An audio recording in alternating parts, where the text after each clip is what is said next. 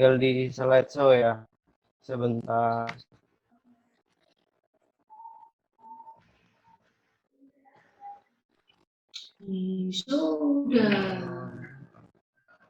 Sudah nampak ya teman-teman sekalian. Baik, saya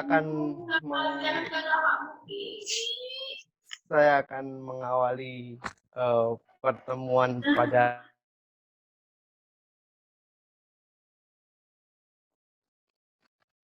di pagi hari ini dengan sebuah pantun. Buah mangga, buah pepaya, lama di pohon akhirnya jatuh. Terimalah salam hormat dari saya. Assalamualaikum warahmatullahi wabarakatuh.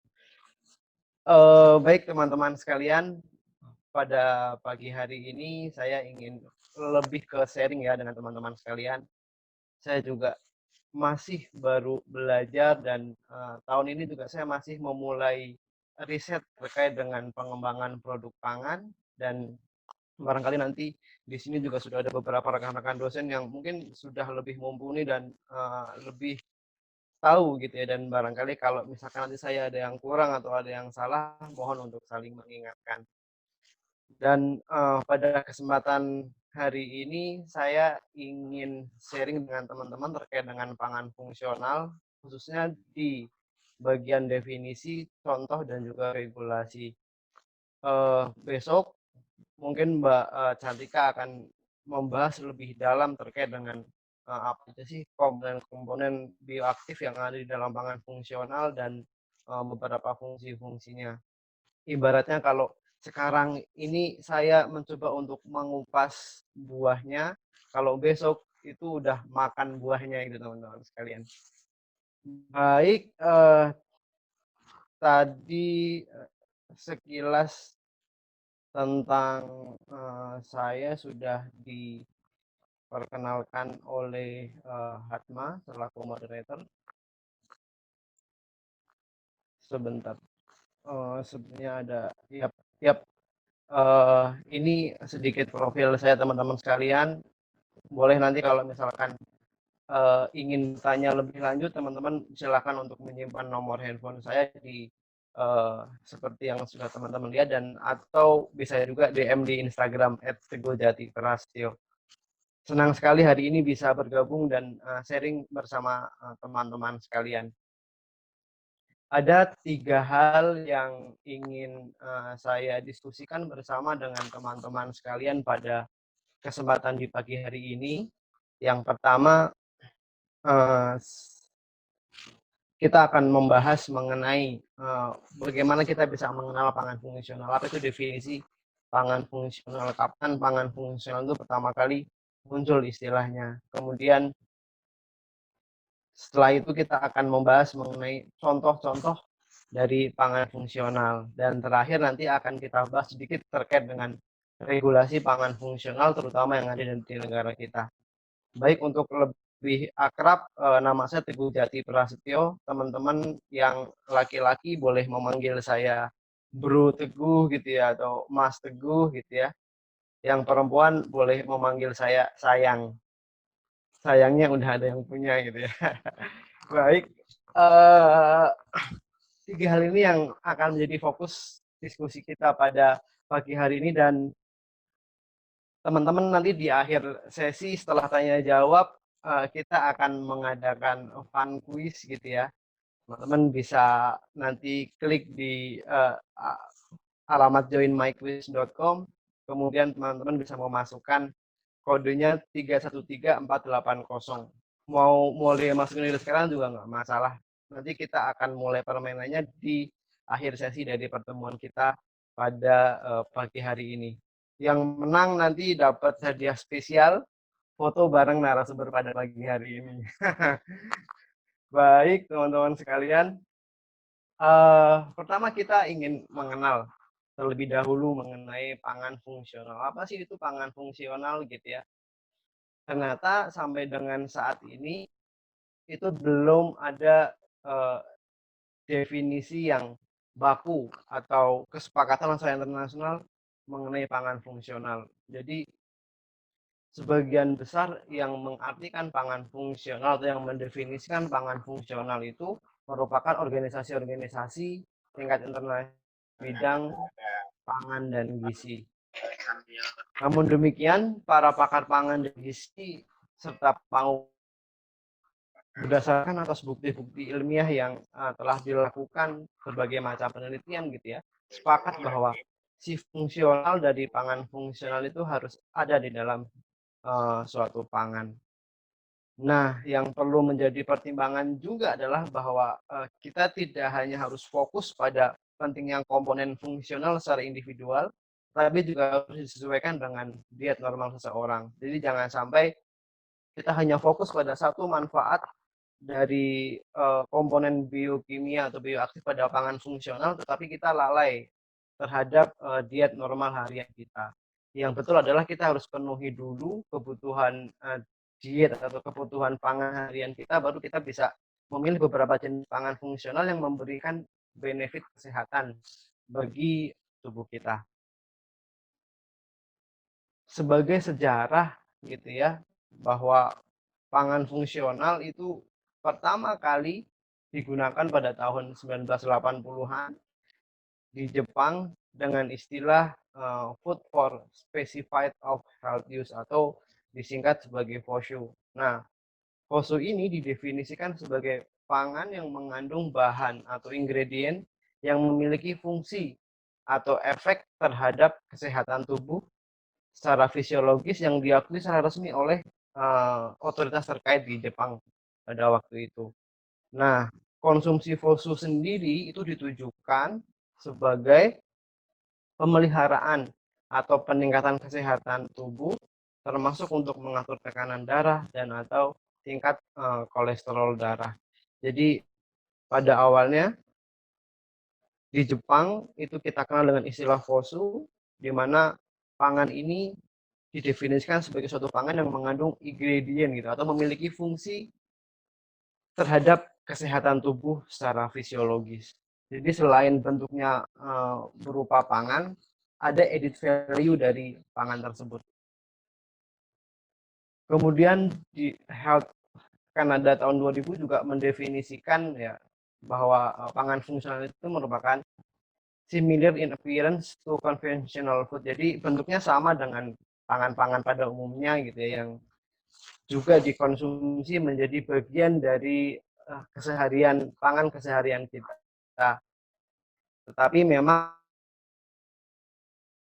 memiliki benefit fisiologis dan juga atau bisa juga mengurangi gitu ya, mengurangi risiko dari penyakit kronis di luar dari manfaat yang diperoleh dari zat gizi pangan itu sendiri.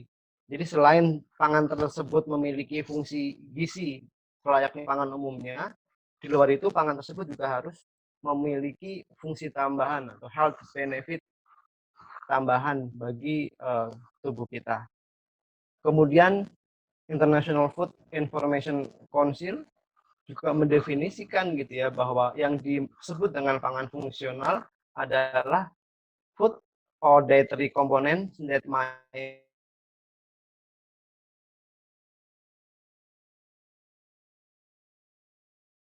provide a health benefit beyond basic nutrition. Wah, intinya adalah pangan yang mungkin memiliki kesehatan di luar dari zat gizi yang terkandung asli di dalam tersebut.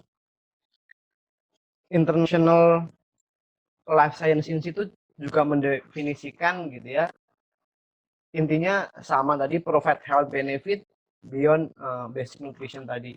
Nah, suatu pangan ini bisa disebut sebagai fungsional jika pangan tersebut memiliki manfaat menguntungkan terhadap satu atau lebih fungsi dalam organisme selain manfaat gizi normal yang dapat memperbaiki kondisi kesehatan atau mengurangi risiko penyakit. Hampir mirip-mirip kalau kita lihat definisinya, nanti kita coba bisa tarik benang merahnya.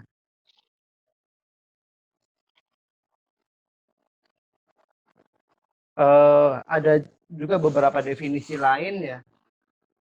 FAO mendefinisikan pangan fungsional sebagai pangan yang ditujukan untuk dikonsumsi sebagai bagian dari diet normal dan mengandung komponen aktif yang berpotensi meningkatkan kesehatan atau mengurangi risiko penyakit. Kemudian Institute of Medicine juga atau IOM juga mendefinisikan bahwa pangan fungsional merupakan pangan yang dimodifikasi atau komponen pangan yang memberikan manfaat kesehatan selain kandungan gizi dasar atau tradisional yang terkandung di dalamnya. Jadi selain zat gizi dasar yang ada pada pangan tersebut juga memiliki health benefit atau added value tambahan bagi tubuh kita. Institute of Food Technologies juga memberikan definisi tersendiri pada pangan fungsional, di mana pangan fungsional ini memberikan gizi esensial di luar jumlah yang dibutuhkan untuk pemeliharaan normal, tumbuh kembang dan atau komponen bioaktif yang memberikan manfaat kesehatan atau efek fisiologis yang diinginkan. American Dietetic Association mendefinisikan juga bahwa pangan fungsional merupakan pangan utuh, difortifikasi, diperkaya, atau diperkuat yang memiliki potensi manfaat bagi kesehatan apabila dikonsumsi sebagai bagian dari variasi diet secara teratur dan dalam jumlah yang efektif.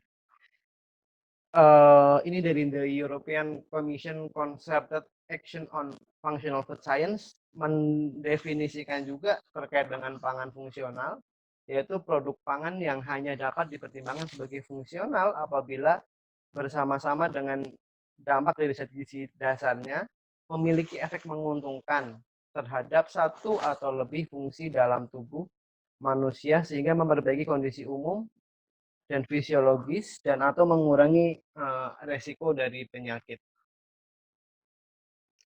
Nah, kalau kita lihat definisi-definisi di luar negeri itu hampir mirip-mirip gitu ya teman-teman sekalian. Kalau bisa kita tarik benang merahnya adalah pangan yang mengandung health benefit, jadi ada manfaat kesehatan lain yang diperoleh di luar dari zat gizi yang memang sudah terkandung di dalamnya, atau juga berpotensi untuk mengurangi risiko terhadap kejadian suatu penyakit. Nah, di Indonesia pada peraturan Badan POM nomor sekian tahun 2011 mendefinisikan yang disebut sebagai pangan fungsional. Itu adalah pangan olahan yang mengandung satu atau lebih komponen fungsional yang berdasarkan dari kajian-kajian ilmiah mempunyai fungsi fisiologis tertentu, terbukti tidak membahayakan dan bermanfaat bagi kesehatan. Jadi kalau bisa kita tarik benang merahnya itu adalah pangan fungsional itu merupakan pangan yang memiliki health benefit atau efek kesehatan, bermanfaat bagi kesehatan tubuh kita di luar dari fungsi utama zat-zat gizi yang terkandung di dalam pangan tersebut. Namun ternyata pada tahun 2016 melalui peraturan Kepala BPOM juga nomor 13 tahun 2016 istilah pangan fungsional sendiri tidak ada atau dihilangkan gitu ya. Dan di peraturan tersebut diganti atau digunakan istilah pangan olahan yang merupakan makanan atau minuman hasil proses dengan cara atau metode tertentu dengan atau tanpa bahan tambahan. Jadi di tahun 2016 sendiri definisi pangan fungsional itu ditiadakan yang awalnya sudah didefinisikan di peraturan Badan POM tahun 2011 dan diganti dengan pangan olahan yang nanti ketika memang pangan tersebut akan mengklaim gitu ya, akan bermaksud untuk menunjukkan klaim-klaim tertentu, maka si produsen pangan tersebut harus mengajukan klaim kepada Badan Pengawas Obat dan Makanan Republik Indonesia. Nanti kita akan bahas lebih detail terkait dengan regulasinya. Nah, kalau bisa dikelompokkan, pangan fungsional ini dapat dikelompokkan ke dalam beberapa bentuk gitu ya. Ini saya mengambil dari tulisan Henry 2010 di European Journal of Clinical Nutrition bahwa yang pertama adalah pangan konvensional yang memang mengandung zat bioaktif alami. Jadi pangan itu ya pangan murni, nggak diapa-apain. Misalkan pangan itu berupa buah tertentu gitu ya, atau sayuran tertentu yang memang tidak ada proses pengolahan sama sekali di situ. Yang kedua adalah pangan yang telah dimodifikasi. Jadi memang ada suatu proses untuk memodifikasi pangan tersebut. Misalkan ada margarin yang sudah ditambah dengan fitosterol gitu ya, yang memiliki klaim salah satunya adalah untuk menurunkan kolesterol di dalam serum seperti itu. Kemudian yang ketiga adalah pangan yang telah disintesis. Seperti misalkan jenis karbohidrat tertentu yang digunakan untuk memunculkan efek probiotik dari suatu pangan. Jadi ada 3 kelompok ini ya. Yang pertama adalah pangan yang memang utuh, pangan biasa, kemudian pangan yang dimodifikasi, dan juga pangan yang telah disintesis. Nah, yang lain adalah a functional food can be, ini masih berbicara mengenai bentuk gitu ya, bentuk dari pangan fungsional itu sendiri. Yang pertama natural food, yaitu pangan yang benar-benar natural, yang apa adanya, alami gitu ya. Seperti cintaku padamu apa adanya gitu ya. Ya udah gitu-gitu aja gitu. Tetapi memang disinyalir memiliki health benefit tadi. Yang kedua adalah food to which a component has been added. Jadi ada pangan dengan ditambahkan beberapa komponen tertentu yang memang ditujukan untuk meningkatkan mutu maupun efek kesehatan dari pangan tersebut. Kemudian juga bisa berupa pangan yang telah dihilangkan beberapa jenis komponennya seperti itu. Misalkan ada gizi tertentu yang bisa dikatakan berefek negatif ke dalam tubuh, kemudian di remove atau dihilangkan, sehingga pangan tersebut baik untuk dikonsumsi oleh seseorang dan tanpa menimbulkan efek samping. Kemudian juga bisa juga pangan yang telah dimodifikasi gitu ya, atau pangan yang telah dimodifikasi juga bioavailability atau bioavailabilitasnya. Jadi kemampuan keterserapan di dalam tubuh. Atau juga bisa dikombinasikan semua ini. Jadi macam-macam gitu ya bentuknya ya. Yang penting yang perlu kita garis bawahi adalah bahwa pangan fungsional ini bentuknya pangan gitu ya. Karena namanya juga pangan kan, berarti bukan berada dalam bentuk selain pangan. Misalkan tidak dalam bentuk tablet, tidak dalam bentuk kapsul ataupun bubuk. Jadi benar-benar pangan yang bisa kita konsumsi sama seperti pangan setiap hari-harinya. Kemudian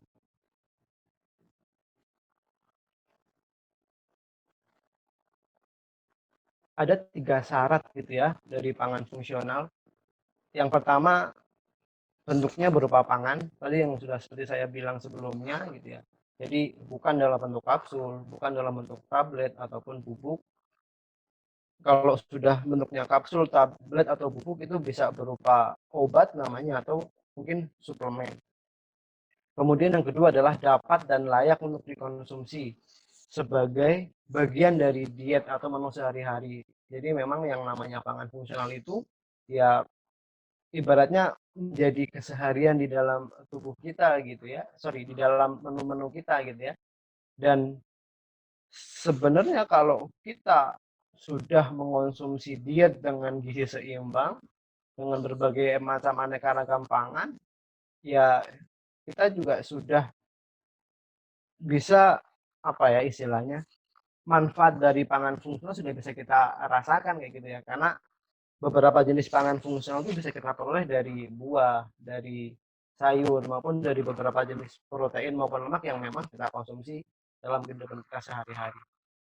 Kemudian syarat ketiga adalah pangan tersebut mempunyai fungsi tertentu pada waktu dicerna dan memberikan peran dalam proses tubuh tertentu, seperti misalkan memperkuat daya tahan tubuh, mencegah penyakit, atau pemulihan kondisi tubuh. Nah, yang ketiga ini memang syarat tambahan dari sebuah pangan yang bisa dikatakan sebagai pangan fungsional, yaitu memiliki health benefit, baik itu untuk meningkatkan kesehatan maupun untuk menurunkan risiko penyakit. Nah, di kita sendiri sebenarnya ada beberapa jenis pangan yang bisa dikategorikan sebagai pangan fungsional yang mungkin juga menjadi pangan yang sehari-hari kita konsumsi, atau saya yakin kita juga pernah mengonsumsi pangan tersebut dalam sebulan gitu ya, mungkin 3 kali atau 6 kali dalam sebulan. Yang pertama adalah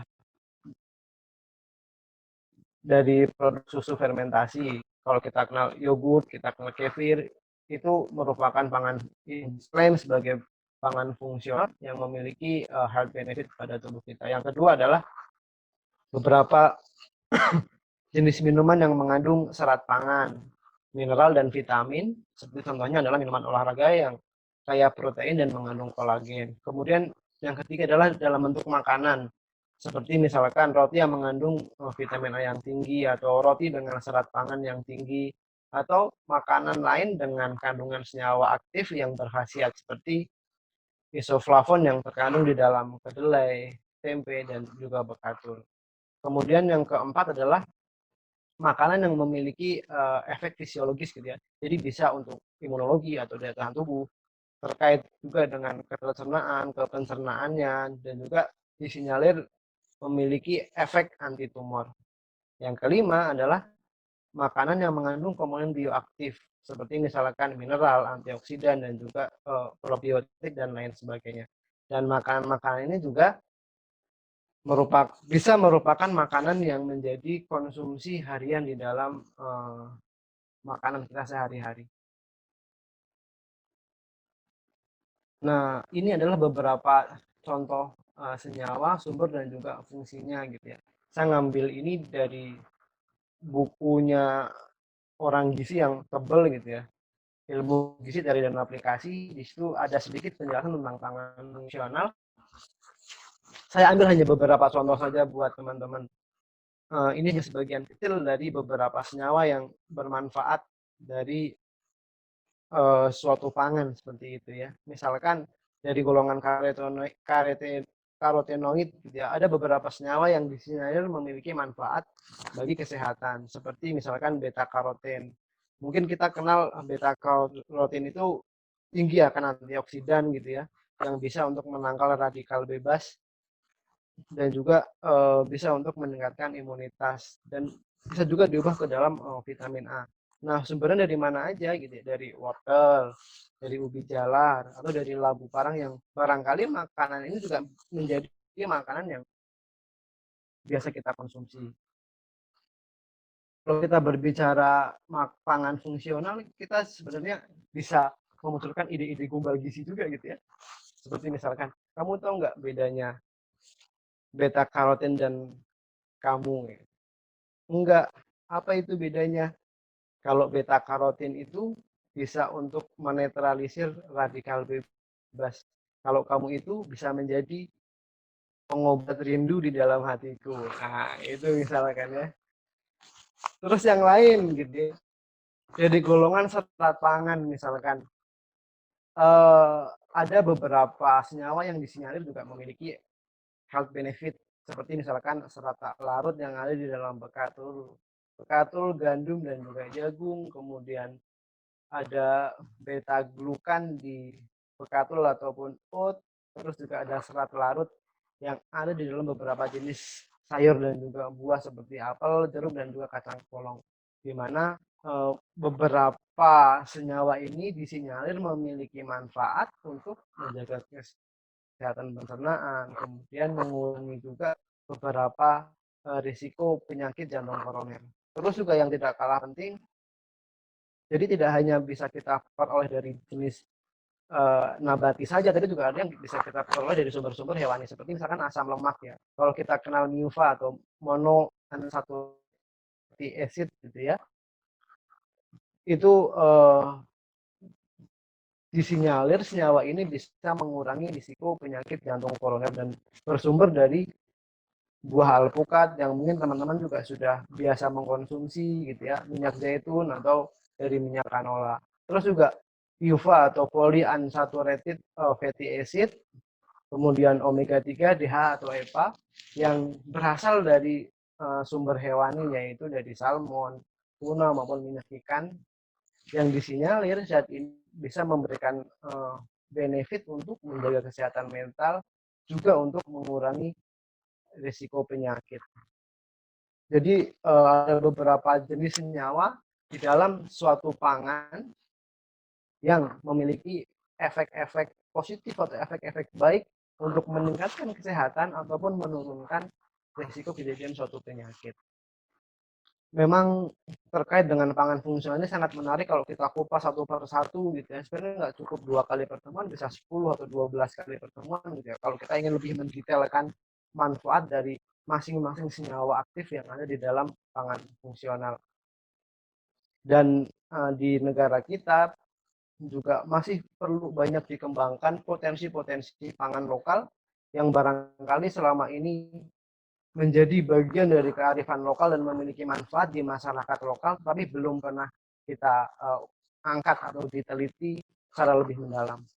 Jadi sangat menarik sebenarnya untuk mengambil topik-topik tentang pangan fungsional ini. Nah, ada beberapa tren gitu ya penggunaan pangan fungsional. Terkadang beberapa konsumen itu tertarik kepada pangan fungsional seiring dengan meningkatnya kesadaran tentang bagaimana bisa mendapatkan dan memelihara kesehatan tubuh secara optimal. Yang pertama adalah terkait dengan makanan yang dapat mengendalikan berat badan gitu ya.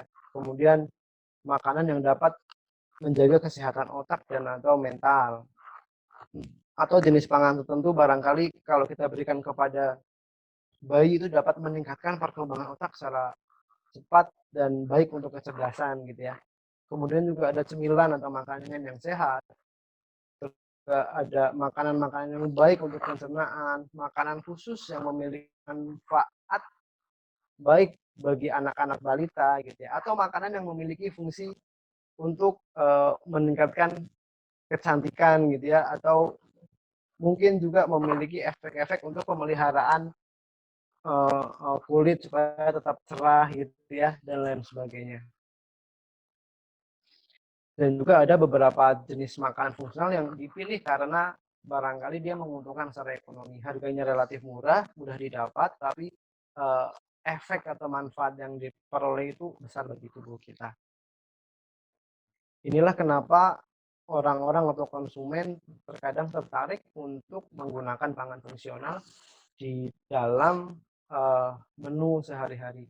Tapi perlu diingat tadi ya teman-teman, sekali lagi saya juga ingatkan terus-menerus bahwa jangan sampai kita terlalu menghamba gitu ya pada pangan fungsional, bahwa pangan ini meningkatkan ini atau menurunkan risiko ini kayak gitu. Boleh kita berpikir seperti itu, tetapi jangan sampai melupakan diet harian kita atau diet normal kita. Kita tetap harus mengonsumsi makanan yang beraneka ragam, bergizi seimbang gitu ya.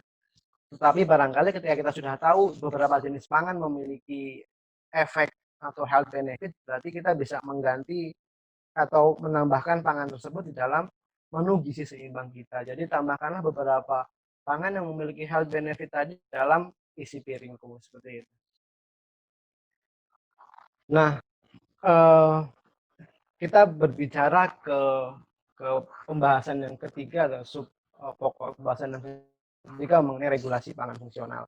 Jadi kalau boleh dikatakan gitu ya, semua ini bermula dari perubahan gaya hidup dan perkembangan ipteks yang begitu pesat gitu ya, sehingga mendorong konsumen itu untuk lebih selektif dalam memilih produk yang bermanfaat untuk kesehatan, termasuk di bidang pangan. Karena kan kalau kita lihat sekarang ini kan trennya begitu banyak produk-produk kayak gitu ya, baik itu produk untuk kecantikan, untuk pangan, lain yang mereka mengklaim bahwa produk tersebut itu memiliki efek yang menguntungkan seperti itu. Yang kedua adalah kemudian konsumen juga sudah mulai sadar nih ya, dari adanya tadi peningkatan atau perubahan gaya hidup dan ipteks yang terus meningkat berkembang, konsumen pun mulai sadar bahwa ketika mereka mengkonsumsi pangan itu tidak hanya sekedar untuk membuat kita kenyang gitu ya, atau hanya sebagai sumber zat gizi aja, tapi juga dapat digunakan atau pangan tersebut dapat digunakan untuk meningkatkan kesehatan. Apalagi di masa pandemi COVID-19 seperti sekarang ini, tentu orang akan lebih sangat selektif sekali terhadap pemilihan pangan-pangan yang memang mendukung imunitas tubuhnya seperti itu. Dan ini sebenarnya menjadi satu tantangan tersendiri bagi pelaku usaha dan juga peneliti di perguruan tinggi untuk melakukan inovasi-inovasi pengembangan dan formulasi produk yang memang sesuai dengan pasar atau sesuai dengan permintaan konsumen tadi. Berarti kalau konsumen sudah memulai aware gitu ya dengan kesehatan, ingin mendapatkan health benefit dari pangan yang dikonsumsinya, berarti tantangan bagi para pelaku usaha dan juga peneliti adalah untuk bagaimana bisa mengembangkan atau membuat formulasi produk yang bermanfaat bagi kesehatan yang memang diminta juga oleh para konsumen seperti itu. Dan di sisi lain dari segi pemerintah sebagai pembuat kebijakan, maka harus ada perlindungan nih, perlindungan konsumen dari produk-produk pangan olahan, kemasan, mencantumkan klaim dalam label dan iklan pangannya, dan juga dalam rangka untuk menciptakan perdagangan yang adil dan bertanggung jawab. Jadi jangan sampai produsen ini asal klaim produknya memiliki manfaat, tetapi belum terbukti secara ilmiah atau buktinya masih sangat lemah. Jadi dari sisi pemerintah maka harus ada regulasi yang mengatur, harus ada satu standar baku bagaimana pangan tersebut itu bisa diklaim memiliki health benefit, itu harus ada satu acuan yang baku yang mana ini dibuat oleh pemerintah. Nah, sebelum kita membahas detail terkait dengan regulasinya, maka kita berbicara terlebih dahulu mengenai repositioning gitu ya, istilah pangan fungsional di Indonesia.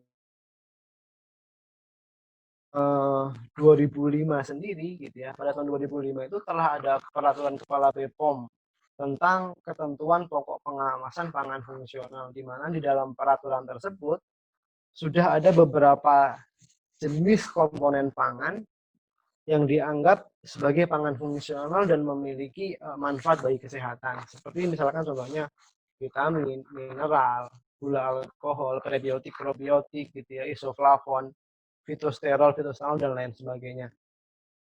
Ini sudah tercantum dalam peraturan kepala BPOM.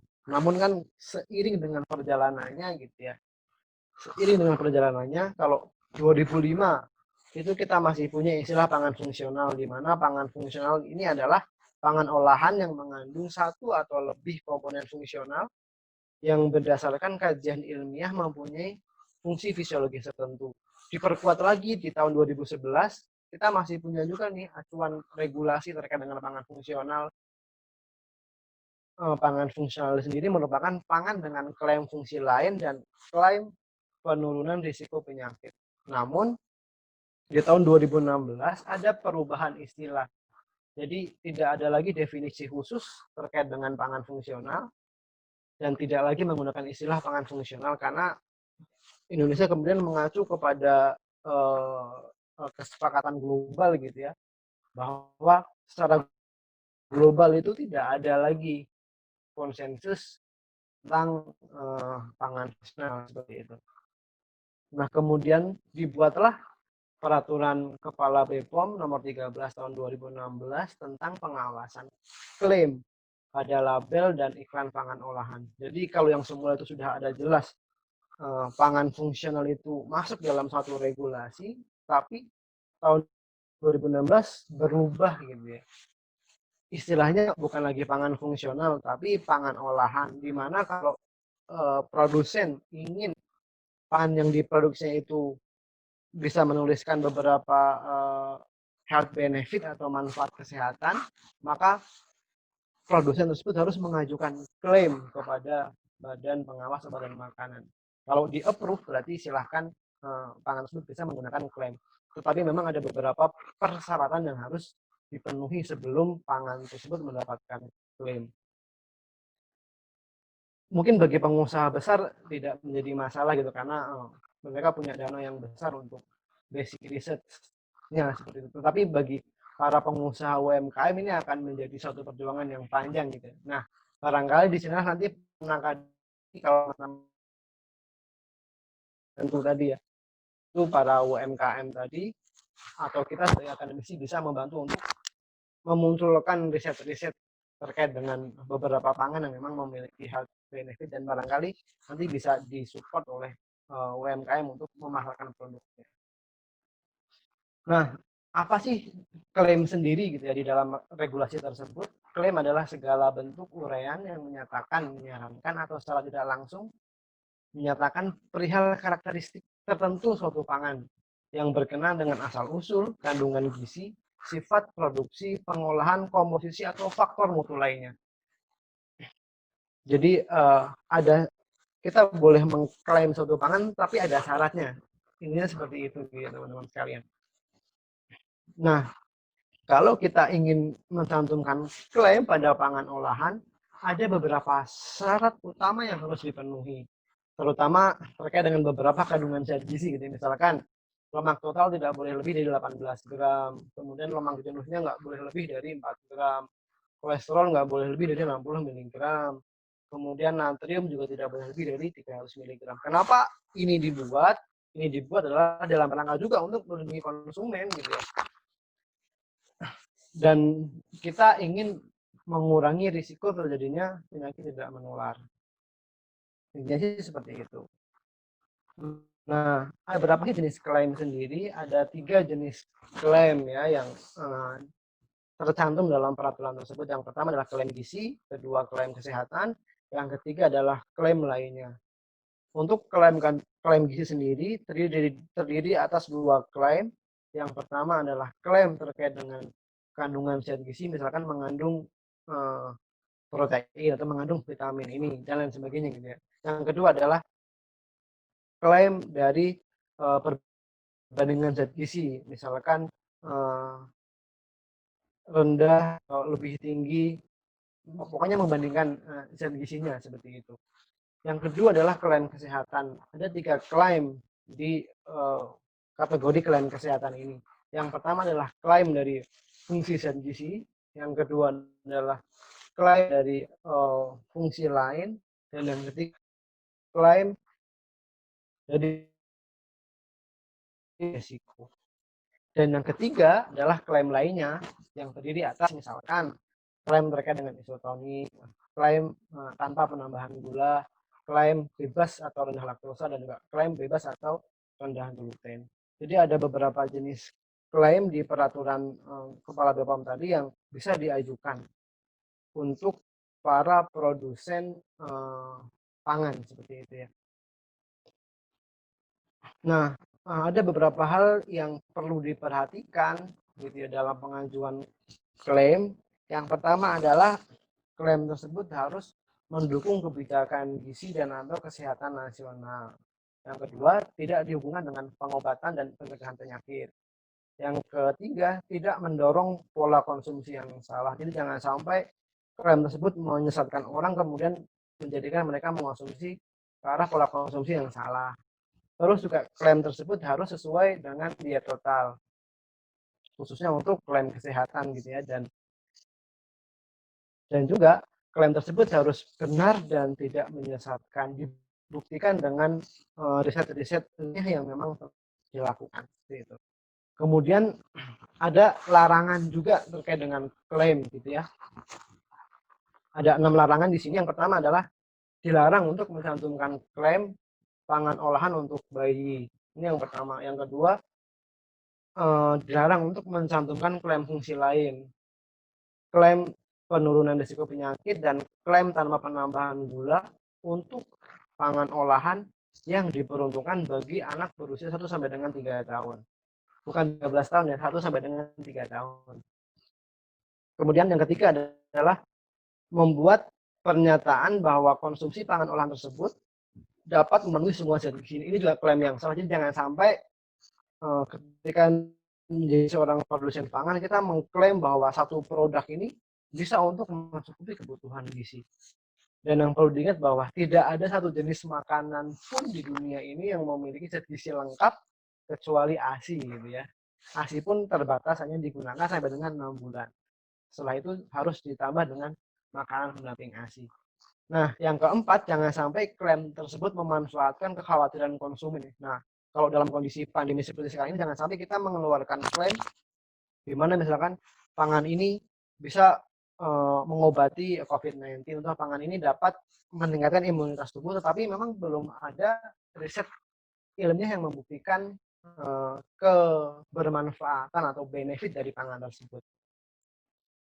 Terus juga jangan sampai klaim tersebut membuat konsumen mengonsumsi suatu jenis pangan olahan secara tidak benar dan atau terakhir menggambarkan bahwa suatu komponen pangan dapat mencegah, mengobati dan atau menyembuhkan penyakit gitu ya. Jadi jangan sampai yang terlalu ekstrim untuk klaimnya. Dan terakhir satu slide lagi ada beberapa catatan gitu ya yang bisa teman-teman mungkin sebagai insight dan juga refleksi pada diri kita masing-masing juga gitu. Yang pertama adalah bahwa kalau teman-teman ingin mengkonsumsi pangan fungsional, maka pilihlah dengan bijak. Jangan sampai kita hanya mengikuti tren atau kemudian kita ingin mendapatkan health benefit tertentu tapi kita lalai untuk mengkonsumsi pangan yang lain gitu ya. Terus yang perlu diperhatikan juga bahwa pangan fungsional itu memang dapat membantu untuk meningkatkan kesehatan. Tetapi pangan fungsional nggak bisa menggantikan kebiasaan makan yang buruk. Jadi jangan sampai ketika pola makan kita udah buruk, makan yang macam-macam nggak jelas gitu ya, tidak sesuai dengan anjuran, kemudian kita mengklaim bahwa oke lah dengan memanfaatkan atau mengonsumsi jenis pangan fungsional tertentu, kita sudah bisa menghilangkan efek buruk dari kebiasaan makan yang salah tadi. Tidak seperti itu gitu ya. Tapi tetap kita harus menjaga pola makan yang baik. Kemudian bahwa pangan fungsional itu perlu untuk mendapatkan perhatian agar penggunaannya memiliki dasar bukti ilmiah yang benar, klaimnya tidak menyesatkan, dan juga tidak mendorong konsumen untuk memiliki pola konsumsi yang salah. Dan yang terakhir yang barangkali paling penting adalah bahwa konsumsi pangan fungsional dalam diet sehari-hari itu tidak diperlukan lagi sebetulnya jika teman-teman sekalian, saudara sekalian telah menerapkan pola konsumsi gizi seimbang. Jadi kalau kita udah mengkonsumsi makanan dengan gizi seimbang gitu ya, kemudian juga sudah memenuhi isi piringku, aneka ragam makanan, sebetulnya pangan fungsional nggak diperlukan lagi gitu. Karena memang pangan-pangan yang kita konsumsi dalam sehari-hari pun beberapa jenisnya adalah pangan-pangan yang memang memiliki health benefit bagi kesehatan kita. Itu barangkali teman-teman sekalian yang bisa saya sampaikan, kurang lebihnya mohon maaf. Nanti kita lanjut dengan sesi diskusi. Sama-sama, salam.